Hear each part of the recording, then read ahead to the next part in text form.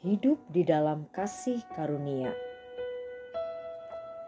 Dan kasih karunia yang dianugerahkannya kepadaku tidak sia-sia. Sebaliknya, aku telah bekerja lebih keras daripada mereka semua. Tetapi bukannya aku, melainkan kasih karunia Allah yang menyertai aku.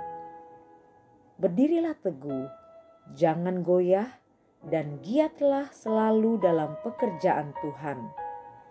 Sebab kamu tahu bahwa dalam persekutuan dengan Tuhan, jerih payahmu tidak sia-sia. 1 Korintus 15 ayat 10 dan 58. Apa yang membedakan antara orang-orang bertuhan yang di dalam Kristus dengan yang di luar Kristus? Kasih karunia. Orang-orang yang di luar Kristus tidak menerima kasih karunia. Mereka hanya percaya Tuhan ada.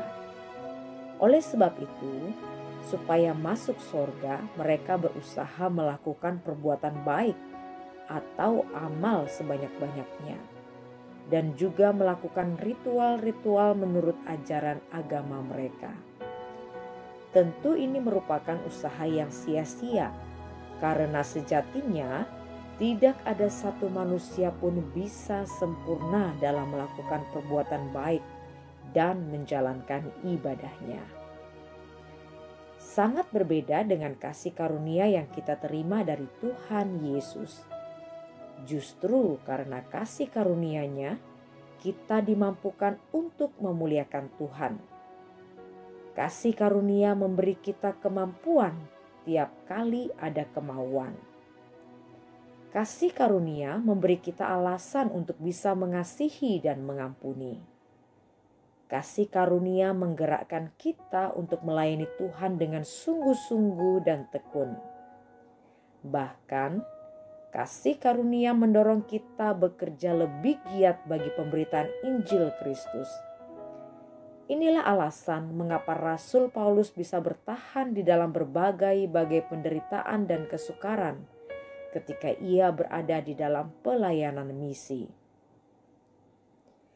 Dalam 1 Korintus 15 ayat 58, pesan Rasul Paulus adalah, berdirilah teguh, jangan goyah, dan giatlah selalu dalam pekerjaan Tuhan.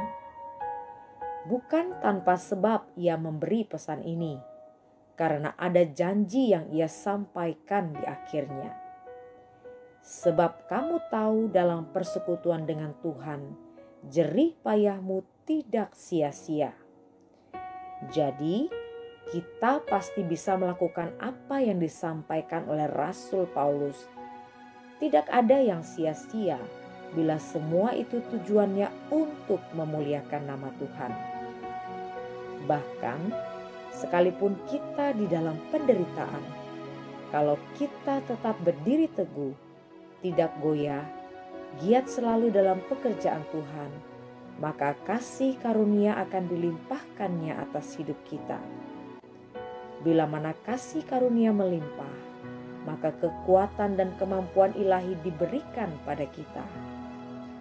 Hiduplah bergaul karib dengan Tuhan, berpusat pada Kristus, sehingga kita bisa menganggap penderitaan bukanlah beban, melainkan berkat.